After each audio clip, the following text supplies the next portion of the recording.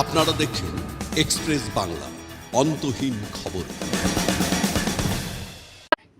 পদ্মশ্রী সম্মানে ভূষিত হলেন বাংলা চলচ্চিত্র জগতের সুপারস্টার বুমবাতা।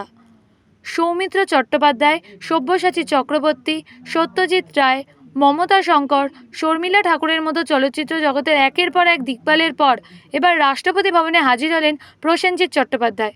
এবারের চলতি বছরে পদ্মশ্রীর জন্য মনোনীত হন বাংলা ইন্ডাস্ট্রির সবার পরিচিত মুখ বুমবাতা।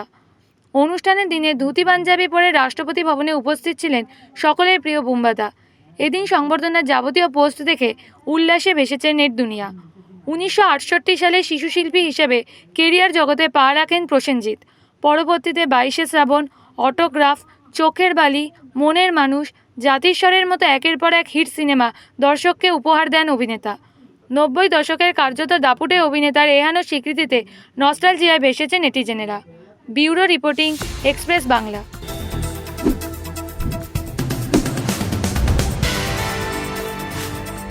আপনারা দেখছেন এক্সপ্রেস বাংলা, অন্তহীন খবর।